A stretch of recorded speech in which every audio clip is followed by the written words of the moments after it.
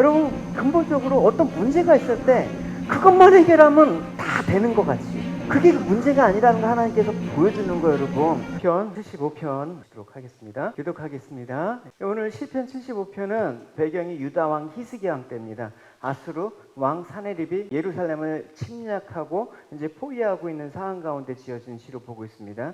당시에 우리가 알고 있는 바와 같이 아수르 왕 사네립이 수십만 군의 대군을 이끌고 남유다를 침공해서 질풍노도와 같이 유다의 성읍들을 차례대로 함락하고 있습니다. 그리고 마침내 유다 성읍을 함락한 사네립은 이제 유다의 수도인 예루살렘을 함락하고자 그 모든 군대를 예루살렘으로 집결해서 포위하고 있는 상태였습니다. 이제 예루살렘의 함락은 시간 문제입니다. 그때 사네립의 군대장관 랍사게가 도간에 든 지휘 같은 예루살렘 성을 바라보면서 하나님과 히스기야에게 항복을 종용하고 모독하는 그런 장면 가운데 벌어진 상황들을 그리고 있습니다. 그러니까 상황들이 여기까지 이르자 히스기야 왕이 옷을 찢으면서 굵은 베옷을 입고 하나님 전에 들어가서 엎드려 기도했습니다. 교만하고 하나님을 모독한 저 나쁜 악한 자들을 심판하여 주기를 간곡히 호소하고 있습니다. 얼마 후에 이사야 선지자가 회신을 가지고 당도합니다. 그 회신의 내용이 뭐냐면 하나님께서 당신을 모독한 사네립의 교만을 꺾으실 것이라는 것이었습니다. 이런 내용을 바탕으로 이제 시인의 1절의 고백을 우리 들어보도록 하겠습니다. 1절 읽겠습니다. 시작. 하나님이여 우리가 주께 감사하고 감사함은 주의 이름이 가까움이라 사람들이 주의 귀한 일을 전파나이다. 여기서 시인이 감사하고 감사하다 두 번이나 반복적으로 사용하고 있습니다. 그러니까 시인에게는 하나님을 향해서 감사해야 될 조건들이 분명히 있다라는 것을 알 수가 있는 것입니다. 그 조건이 뭐냐? 뭐 때문에 감사하냐? 주의 이름이 가까워졌기 때문에 감사하고 있습니다. 그러니까 주의 이름이 가까워졌다라는 것은 무엇입니까? 하나님이 이제 역사하심이 임박했다. 이 당시 배경으로 보면 이제 아수르의 멸망이 가시화될 것이다, 이런 말을 뜻하는 거겠죠. 그럼 구체적으로 하나님의 역사하심이 임박했다라는 것을 오늘 시편에서는 뭐라고 말하고 있냐면 10절에 악인들의 뿔을 다 베고 의인들의 뿔은 높이 들리라. 그러니까 악인과 의인에 대해서 하나님이 이제 공의로운 심판을 하실 때가 이제 가까워졌다라는 것을 찬양하고 있는 것입니다. 그래서 시인은 이런 하나님의 공의로운 심판을 2절에서 뭐라고 얘기하냐면 이 정한 기약, 정해졌다라고 얘기하고 있습니다. 그러니까 하나님의 심판의 때를 말하는 것입니다.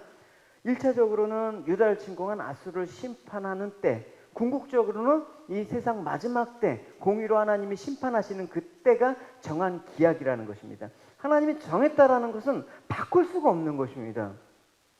그래서 여기서 중요한 사실은 하나님께서 당신의 작정과 계획에 따라 일하시는 분이라는 것을 알 수가 있는 것이죠. 하나님의 계획은 영원 전에, 창세 전에 영원한 하나님의 작정과 그 작정에 따른 계획을 세우고 그 계획에 따라 모든 일을 행하신다라는 것을 알 수가 있는 것이죠.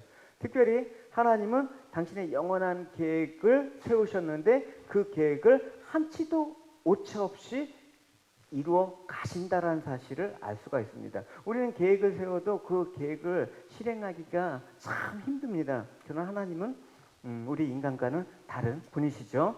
그래서 우리가 하나님의 능력과 하나님의 의지에 따라서 부족함이 없으신 전능하신 하나님께서 이제 말한 거기 때문에 하나님의 시간은 우리하고 다르지 않습니까? 하루가 천년 같고 천년이 하루 같은 하나님께서 말씀하셨다 그러면 과거에 말씀하셨지만 그것은 먼 앞으로 이루어질 확정적인 미래를 뜻하는 것입니다. 그러니까 과거는 이미 단회적으로 끝나서 앞으로 뭐가 될지는 모르는, 그거는 인간의 시제이고, 하나님께서 과거에 말씀하셨다라는 것은 전 영원부터 영원까지 하나님께서 확정하셨다라는 것입니다. 그러니까 성경은 과거의 역사만이 될 수가 없는 것입니다. 과거의 사실이 오늘날 우리에게 적용되고 앞으로도 영원히 적용된다는 사실을 우리가 잊지 말아야 되는 것이죠.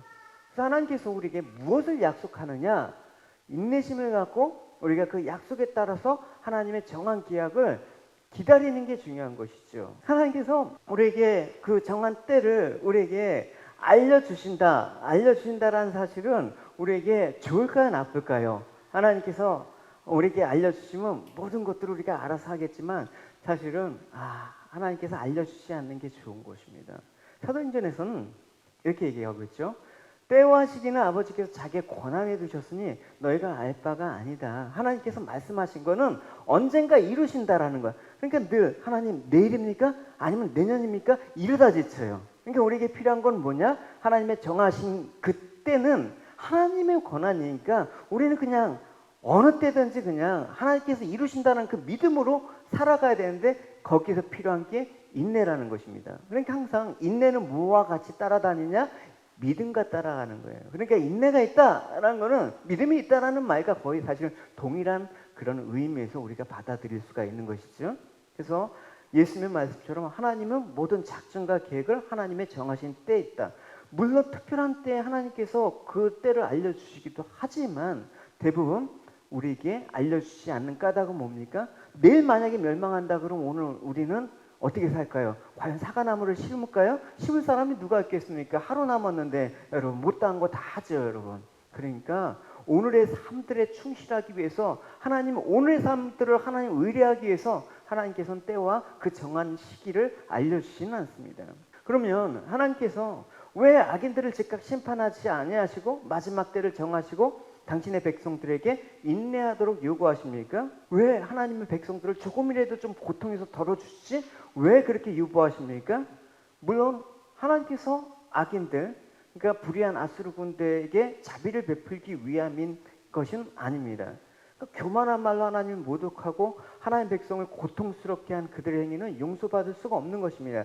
다만 하나님께서 악인들을 심판하지 않는 까닭은 악인들에게 있지 않고 하나님의 백성들에게 있다라는 것입니다. 그건 뭐냐?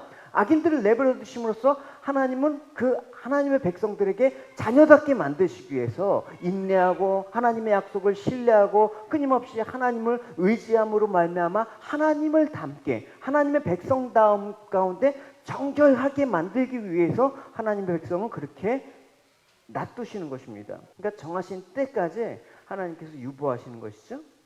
그러니까 우리는 주의 약속은 어떤 이들은 더디다고 생각하는 것 같이 더딘 것이 아니라 오직 주께서 너에게 대해서 오래 참으사 아무도 멸망치 않고 하나님의 백성들이 멸망하지 않고 다 하나님 앞에 회개하면서 그의 백성이 되길 원하시기 때문에 하나님이 유보하신다.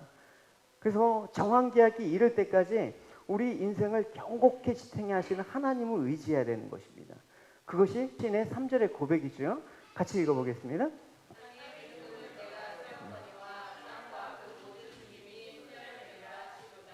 땅의 기둥이라는 것은 무엇입니까? 우리가 존재하는 땅의 기둥이 이게 쟁반이 있고 기둥으로 세워져서 허공에서 이제 기둥 하나가 받쳐져 있다라는 그 히브리인들의 사고 방식을 방영한 말이에요. 그러니까 땅의 기둥이 세워졌다는 것은 이 세상이 지탱할 수 있는 것은 하나님의 섭리에 의해서다라는 것을 강조하기 위함인 것이죠. 그러니까 땅이 흔들리고 사람들이 쓰러지는 혹독한 그 하나님의 정한 기약의 마지막 때가 오더라도 하나님께서는 그의 백성을 위해서 준비하신 든든한 기둥이 되신다라는 사실을 고백하는 것입니다. 물론 1차적으로 하나님께서 공의의 심판을 아수르 군대에 행하실 때 막 그 14만 4천 명이 하루아침에 쓰러질 때도 하나님의 백성은 보호받고 든든히 서 있음을 예언한 말이기도 하지만 또 이 말은 성경에서 곳곳이 나타나요. 그러니까 애굽의 장자들이 모두 죽는 상황 가운데 이스라엘 백성의 장자들은 다 보존됐다. 이거는 주일날 설교로 제가 준비하고 있으니까 그때 얘기를 하고요. 어쨌든 이 공의 심판 가운데 아수르 군대가 소멸되는 상황 가운데 하나님의 백성인 유다 사람들은 보존될 것이다라는 것이 그 3절의 의미인 것입니다. 그러니까 궁극적으로 세상이 종말일 때 하나님의 심판으로 말미암아 세상과 그 안에 있는 모든 것들이 다 소멸하는 가운데서도 하나님은 하나님의 백성들을 안전하게 지키시고 보존할 것이라는 그 말씀을 하고 있는 것입니다. 베드로후서의 마지막 하나님의 날이 임하기를 바라보며 간절히 사모하라고 했는데 그날에 하늘에 불이 타서 풀어지고 물질이 뜨거운 불에 녹아지려니와 우리는 하나님의 약속대로 의가 있는 것 새 하늘과 새 땅을 바라보라. 그러니까 하나님께서 준비한 견고한 기둥은 여러분 이 마지막 때에 존재하는 것인데 비단 마지막 때에만 존재하는 건 아니에요. 우리 짧은 인생 가운데서도 하나님께서 우리를 견고하게 붙들어 주시는 그 은혜가 있어야지 우리가 살아갈 수가 있는 것입니다. 여러분 우리가 환경을 지배를 받는다라고 생각하는 게 일반적인 사람들의 생각입니다. 우리가 태어나는 환경, 자라는 환경, 보고 들은 거, 내가 속한 공동체가 속한 환경에 깊은 영향을 받는다라는 것이, 또 거기에서 우리의 삶이 결정되고 또 규정된다고 생각하는 것이 사람들의 보편적인 생각입니다. 그러니까 우리가 하나님께 복을 추구하고 또 우리가 이 땅에서 추구하는 어떤 행복의 기준은 결국은 이 땅의 어떤 환경적인 개선으로 그렇게 보여지는 것으로 가고 있죠. 그러나 성경은 그게 전부라고 얘기하지 않습니다. 보이지 않는 그 믿음의 세계에서 얘기하는데, 성경을 보면 하나님께서는 당신의 백성들을 향해서 환경과 상황을 뛰어넘는 놀라운 일을 이루시도록 하셨습니다.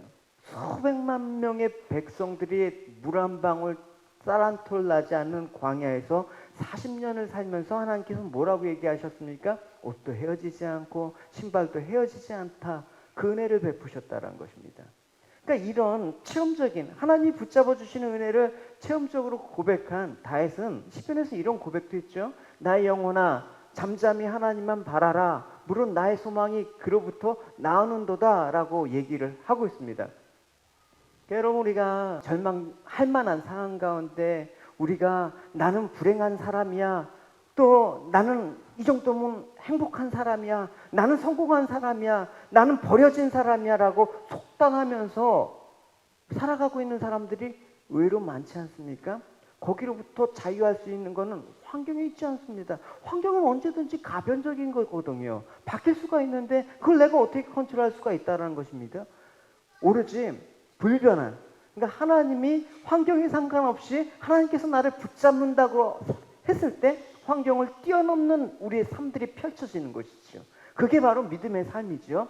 그랬을 때 하나님은 나의 든든한 기둥이 되신다, 하나님의 섭리로 나를 영원으로 이끄신다라는 그 고백을 할 수가 있는 것입니다.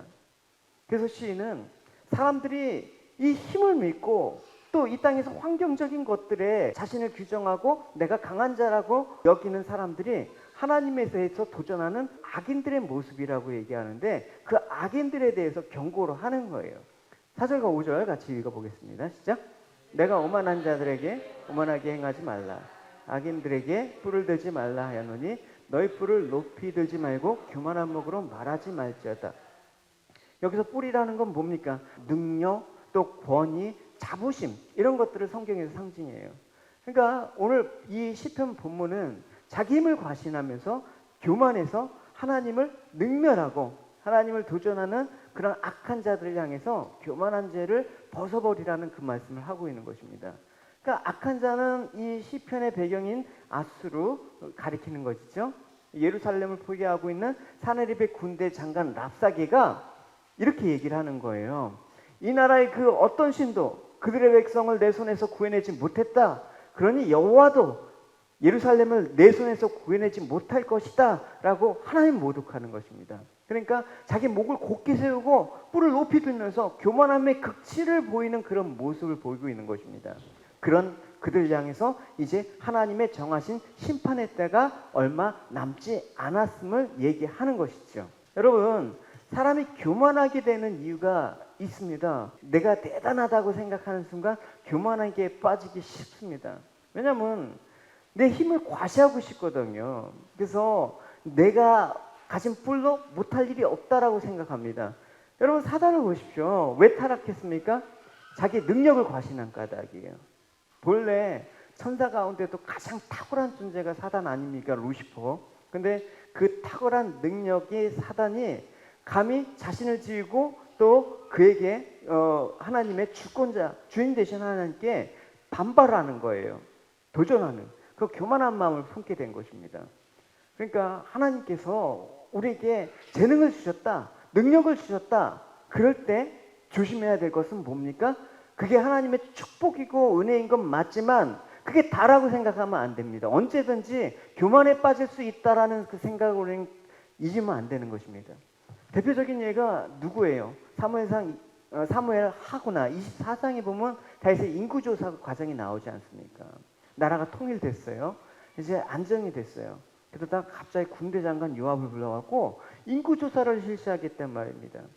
인구 조사란 거는 나라의 상태를 파악하려는 행정적인 목적을 위한 것이 아니라 전쟁에 나와 싸울 수 있는 장정을 파악하기 위한 것입니다.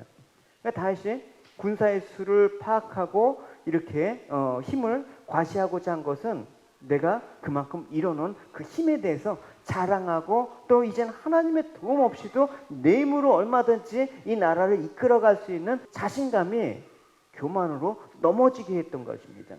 그러니까 교만은 사실은 힘있고 또 세상에서 탁월한 사람들에게 많이 나타난 특징이기도 합니다.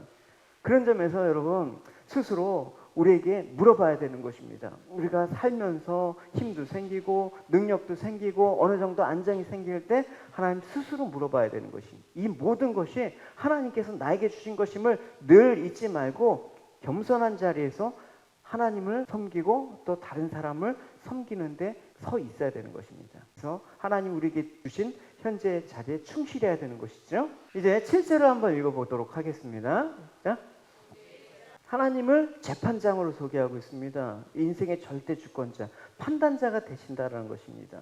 그러니까 인생의 절대 주권자 되신 하나님께서 낮추시고 높이신다. 그러니까 사람을 낮추시기도 하고 높이신다라는 것입니다.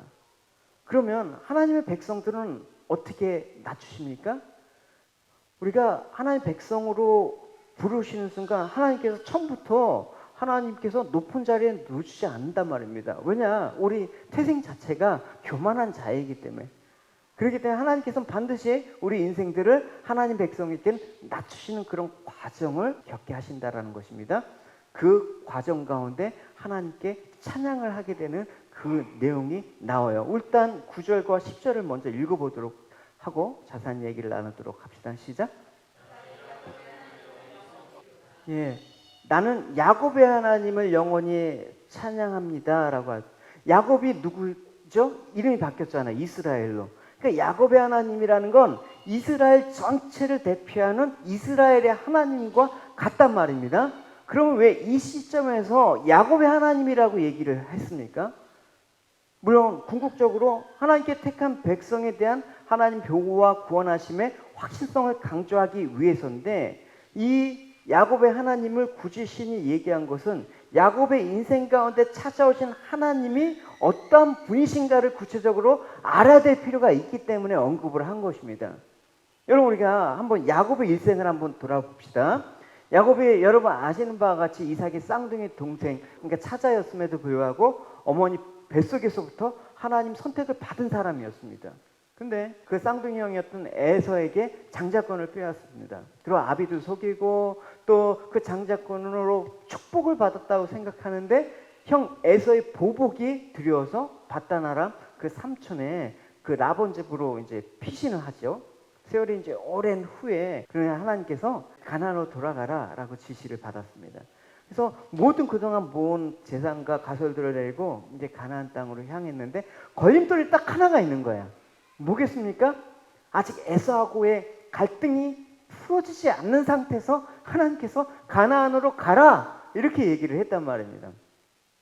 그래서 하나님 말씀대로 가나안 땅에 가까이 이르렀는데 소식이 들리는 거야. 어떤 소식입니까? 저 가나안 땅에 그 에서가 형이 사병들을 이끌고 자기를 보러 온다는 거예요. 여러분, 사병들을 이끌고 온다 그러면 야곱의 입장에서는 어떻게 생각해요? 겁이 나죠. 예, 겁이. 그래서 밤새도록 고민하는 거예요. 그래서 야복강을 건너기 전에 밤을 새워서 하나님께 필사적으로 기도하는 거예요. 그때 하나님께서 야곱을 찾아가셔서 뭐한다? 씨름을 하는 거예요. 여러분, 우리가 이 장면에서 많이 듣는 얘기가 뭡니까? 야곱이 밤을 새워서 하나님과 씨름해서 이겼다. 그래서 하나님의 축복을 향한 야곱의 집념에 감동해서 하나님이 져주신 것으로, 그래서 기도의 씨름을 하기도 하고 기도의 씨름으로 하나님을 감동시켜서 축복받자, 뭐 이런 식으로 얘기가 흘러는 많이 가요. 그러나 이 야곱이 하나님과 씨름한 이 장면은 하나님이 야곱에게 찾아와서 야곱에게 씨름을 제안한 겁니다. 야곱이 씨름을 하자고 제안한 게 아닙니다. 그러니까 하나님이 야곱을 찾아오셔서 시작된 거예요. 그러면 우리가 하나님과 야곱이 싸웠다, 씨름했다라는 이 표현을 여러분 우리가 좀 더 살펴볼 필요가 있습니다. 여러분, 지금 에서로 인해서 막 두려움이 빠졌습니다. 이제 건너면 사병들이 오는데 죽을 것 같아. 그래서 야곱이 자신에 대한 그 에서의 감정을 달래기 위해서 어떻게 했냐면 자기의 재산을 형 에서에게 줄 예물을 택해서 그 예물을 종들에게 먼저 보내요. 네, 보내요. 그러면서 그 선물을 받으면 형의 마음이 좀 누그러져서 자기를 좀 잘 봐주지 않을까. 그러니까 야곱은 딱 한 가지 생각이에요. 형의 화만 풀어지면 이 모든 문제가 해결된다고 생각을 한 거예요. 그래서 야곱의 이런 모습이 하나님 믿는 우리의 모습과도 같지 않습니까? 여러분, 근본적으로 어떤 문제가 있을 때 그것만 해결하면 다 되는 것 같이, 그게 문제가 아니라는 거 하나님께서 보여주는 거예요. 여러분, 문제를 해결하는 그 방식은 우리가 바라보는 그 야곱과 같은 방식으로는 해결이 안 되는 거예요. 그래서 우리를 하나님께서 어떻게 다루시는가를 보여주기 위해서 하나님이 야곱을 찾아와서 씨름하시는 거예요. 야곱이 예물을 보내고 야복 날에 혼자 남았어요. 홀로 남았다라는 것은 뭡니까? 형 에서의 마음을 알지 못하니까 불안한 거야. 그 불안한 상태에서 누군가 공격을 받았다면 자신을 보호하기 위해서 필사적으로 대항하지 않습니까? 그러니까 하나님인지 모르고 이게 밤에 고민하고 있는데 자기한테 달려들었다 그러면 자기를 해하려는 그런 어떤 보호 본능이 발동했을 거 아닙니까? 그러니까 하나님이 야곱을 찾아와 씨름한 것을 보면 누가 씨름을 잘하는지 누가 힘이 세는지 겨뤄보기 위한 것이 아니라 야곱의 본능, 자기를 지키려고 하는 본능이 발동된다라는 것을 표현하고 있는 것입니다. 야곱이 지금 문제의 해결의 초점이 무엇인지 또 자기가 갖고 있는 욕망이 무엇인지 드러내고 위해서 하나님과 싸우시는 장면이 벌어진단 말입니다. 하나님과 싸워봤어요, 여러분? 하나님과 다퉈봤어요? 하나님, 우리가 싸운다라는 걸 생각하지 못하는 거 아니에요. 하나님은 나의 관점에서 나를 도와주시는 분만 얘기죠. 그러니까 하나님과 막 싸우다가 하나님이 이제 야곱의 허벅지 관절, 환도뼈를 내려치니까 허벅지 관절이 어긋나 위골되는 거예요. 날이 샜어요. 그래서 그 하나님의 사자가 나를 이제 가게 하라 하니까 야곱이 당신이 내게 축복을 주지 않으면 가게 할 수 없습니다라고 놔주지 않는 거예요. 그러니까 여전히 야곱은 자신의 문제를 향한 그 집착, 그 욕망이 무엇인지를 보여주고 있는 것입니다. 끝까지 포기하지 않아요. 그러니까 하나님이 너 이름이 뭐냐? 라고 묻는 거예요. 그러니까 뭐라고 해야 합니까? 야곱입니다. 그러니까 하나님께서 이런 거예요. 그가 이럴 때 내 이름을 다시는 야곱이라 부를 것이 아니요 이스라엘이라 부를 것이니 이는 내가 하나님과 사람들과 겨루어 이겼다. 싸워서 이겼다. 이게 야곱에게 주어진 축복이라는 거예요. 하나님과 싸워서 이겼다. 이게 과연 축복이 됩니까? 결국 싸움의 결과를 생각해 보세요. 여러분, 환두뼈가 위골돼 갖고 평생 이제 지팡이 짚고 살아야 되는 게 하나님 축복이래. 여러분, 그걸 하나님 축복으로 여러분 받아들이시겠습니까? 어렵단 말입니다, 사실은. 하나님께서 축복을 주셨다 그러면 우리가 기대한 축복은 뭐예요? 야, 건너가라. 형 에서의 마음을 내가 돌려놨다. 형이 너를 환대할 것이다. 뭐 이 소식이 기쁜 소식이고 축복이지 절름발이가 돼갖고 그래 너 이겼다. 이게 무슨 축복이에요, 여러분? 사실 따지고 보면 야곱의 인생을 생각해봐요. 지금까지 야곱의 삶들은 내 스스로 책임져야 되는 욕구와 함께 하나님의 축복을 이 세상에 존재하는 일에 도움이 되는 쪽으로 자꾸만 받아내는 방향으로 살았다는 것입니다. 그래서 하나님이 그 야곱의 허벅지 관절을 쳐서 어긋나게 한 것은 야곱을 지탱하고 있는 힘을 무너뜨린 것 같아요, 여러분. 그러니까 야곱은 지금까지 그걸 모르는 거예요. 내 힘으로 내가 살아봐야 된다. 그러니까 하나님의 축복도 어떻게? 내가 장자의 축복을 얻어내서 팥죽 한 그릇으로 장자 명분을 얻어서 형을 속여서라도 아버지를 속여서라도 내가 잘 살아야 된다. 라반에서 20년 봉사하면서 모든 일을 원하는 축복을 얻기 위한 것입니다. 그래서 야곱에게의 축복은 그가 이 땅에서 존재하는 그 이유였습니다. 지탱하는 힘이었습니다. 그 하나님의 축복으로 여긴 거란 말입니다. 그래서 야곱이 기다리는 하나님은 그런 축복을 이루어주시는 분이었습니까? 아니죠. 전혀 생각지 못한 하나님을 만난 거예요, 여러분.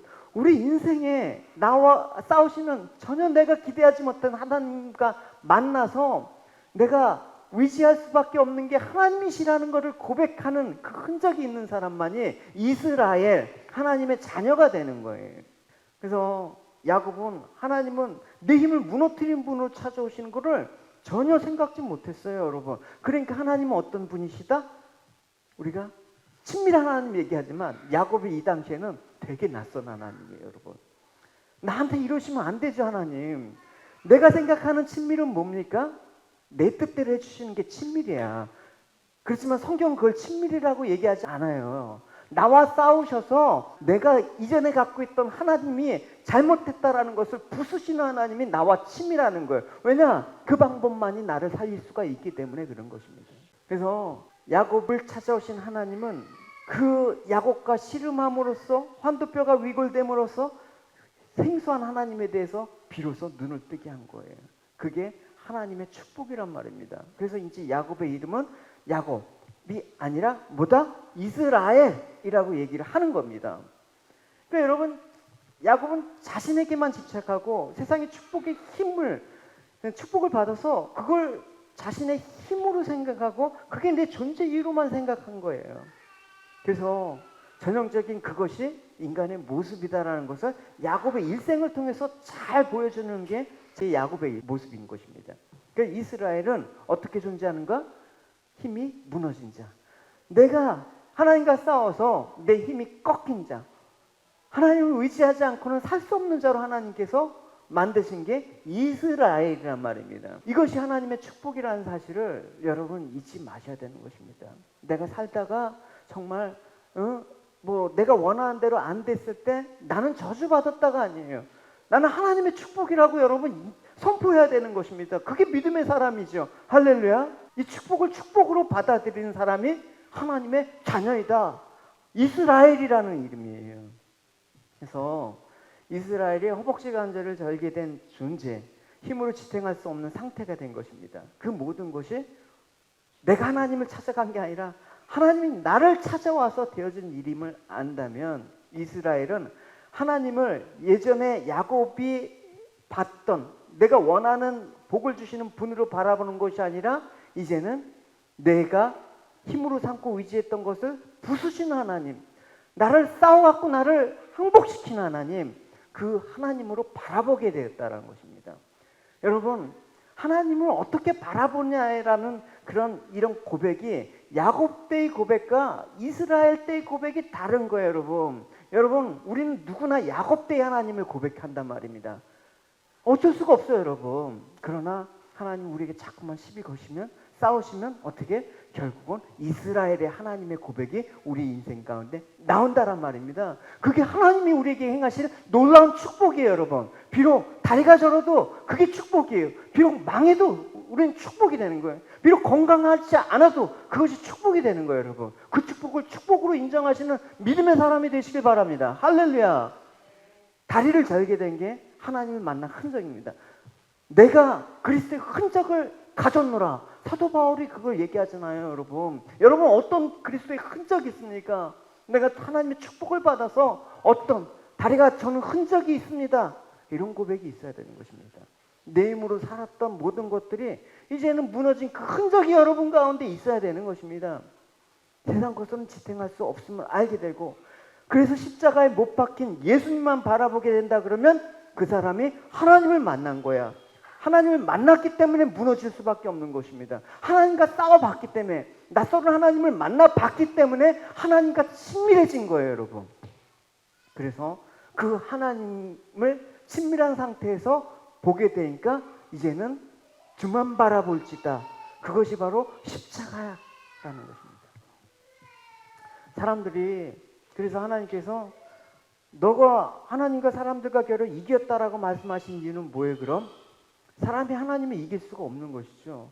여러분, 하나님께서는 이겼다고 얘기했지만 결국 이기신 분은 야곱이 아니라 하나님이잖아요. 허벅지 관절을 침으로써 싸움이 끝나고 야곱이 절름발이가 되었기 때문에 하나님이 윈이에요. 근데 야곱이 하나님과 사람들을 겨루어 이겼다라는 것은 자신을 향한 욕망이 그만큼 컸다라는 거예요. 누구도 지지 않을 만큼의 그런 강한 욕망으로 그렇게 살아왔다라는 것입니다. 그런 욕망에 있었던 야곱을 하나님께서 치시지 않았다 그러면 야곱은 어떻게 된다? 심판의 대상이 되는 것입니다. 죽어야 되는 거예요, 여러분. 그러니까 이 말은 죽어야 될 존재인데 너가 생명이 보존됐다. 하나님으로 침으로 말미암아 너의 욕망이 꺾이고 하나님의 그 생명이 들어갔다. 그래서 야곱은 고백한 거예요. 하나님을 봐서 살았습니다. 이게 구원 아닙니까? 같이 읽어보겠습니다. 야곱은 그곳을 보니 분이라고 불렀습니다. 야곱이 말했습니다. 나는 하나님의 얼굴을 보고도 죽지 않고 살았다. 이게 축복입니다, 여러분. 우리가 여러분 바로와 같은 자가 아니라고요? 우리가 여기 산헤립의 아스루와 랍사가 같은 자가 아니라고요? 우리가 그런 자인데 하나님의 얼굴을 보면 다 14만 4천 명이 하룻밤에 죽은 그 무리에 들어가야 되는데 하나님을 보고도 살았습니다. 이게 하나님의 긍휼의 그런 대상이 됐다라는 놀라운 사실을 고백한 거란 말입니다. 그러니까 야곱은 그걸 알았단 말입니다. 내가 여기서 하나님을 만나서 하나님이 나를 치시지 않았다면 나는 건너가서 반드시 죽었을 거예요. 에서한테 죽었을 거예요. 또 어떤 일이 있더라도 에서뿐만 아니라 우리 인생이 결국 나를 치시는 하나님을 만나지 못하면 죽는 목숨이에요, 여러분. 내가 부인되고 내 안에 예수가 살아야지만 산 자라고 여기는 것이죠. 다 죽은 사람이에요.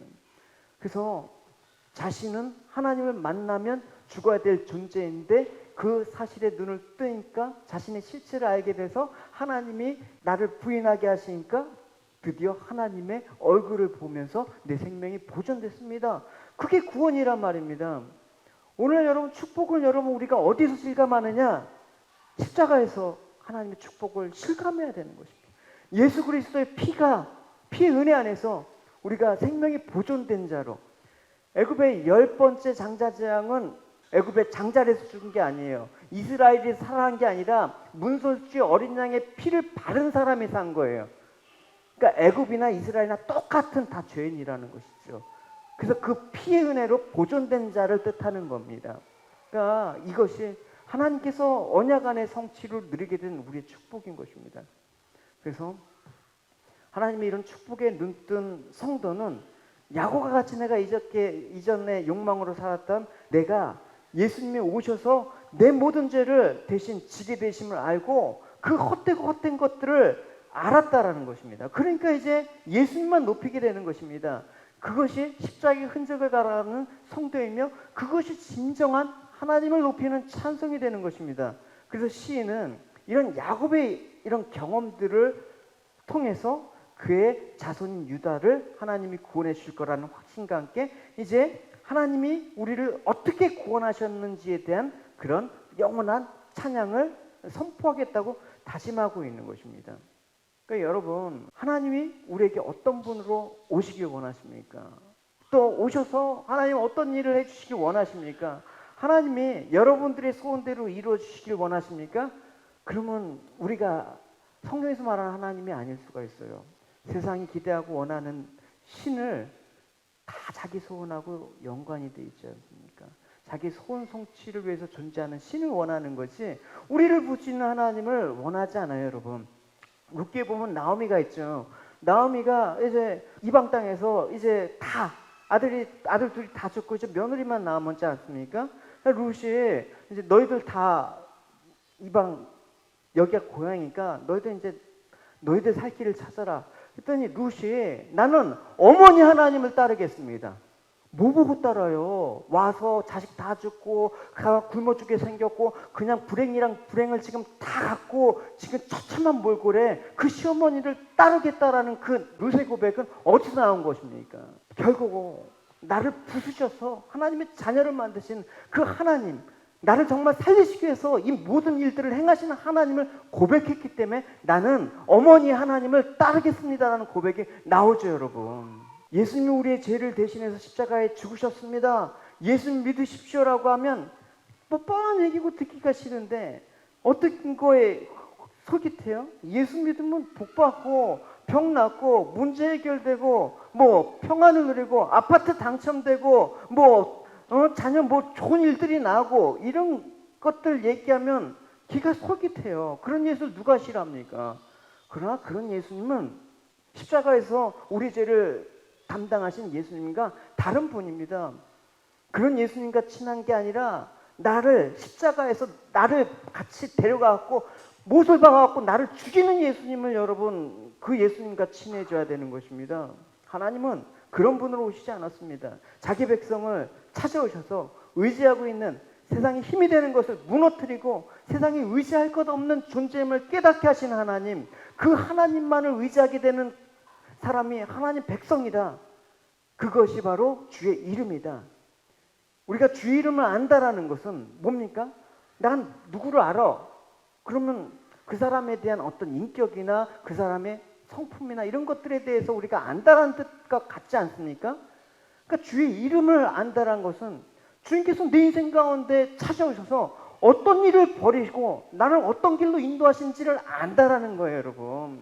우리가 그냥 고백해는 그냥 예수님을 아는 그런 어떤 지식적인, 교리적인 그런 것들이 아니라 정말 내 삶들을 부수시고 의지하시게 하시는 하나님을 안다라는 그 고백이 나와야지 되는 거예요. 그렇기 때문에 오늘 시인은 주의 이름이 가까워진 것을 감사하고 감사합니다. 그 말은 뭡니까? 주의 이름이 정말 내 자신의 진정한 복이 되고 주의 이름으로 말미암아 내가 사는 자가 되었다는 것을 알기 때문이라는 것입니다, 여러분. 그러니까 주의 이름으로 가까이 옴으로써 무너지는 것이 내 이름 아닙니까? 그래서 내 이름을 높이기 위해서 살았던 모든 것이 헛된 것입니다. 헛되고 헛된 그 모든 것 내게서 멀어지셨네. 그 찬양 고백이란 말입니다. 그러니까 주의 이름만을 높임 받기를 소원하는 것이 뭐다? 자기 부인이에요, 여러분. 주님께서는 이 길로 인도하는 거예요.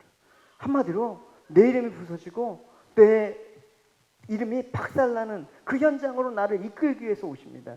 전지전능한 주의 이름을 드러나게 하시기 위해서. 그래서 성도는 주의 이름만을 감사하고 찬송하게 되는 것입니다. 그래서 여러분, 이런 찬양은 하나님은 자기 백성을 결코 버리지 아니하며 또 하나님은 당신을 위대하는 자기 백성을 보호하시면서 어떠한 상황 가운데 구원함으로 하나님의 이름만 높이시는 분으로 오신다라는 그 고백을 우리의 찬양을 통해서 고백되어지길 원하는 것입니다. 그러니까 우리의 찬양은 어떤 극단적인 상황에 따라서 변하면 안 돼. 조건적으로 변하면 안 돼. 주의 이름만을 높이는 찬양은 언제나 영원토록 그쳐지지 않는 이런 야곱의 인생이 반영된 나를 살리시는 하나님의 일하심으로 고백되어지는 여러분이 되시기를 주님의 이름으로 축원합니다.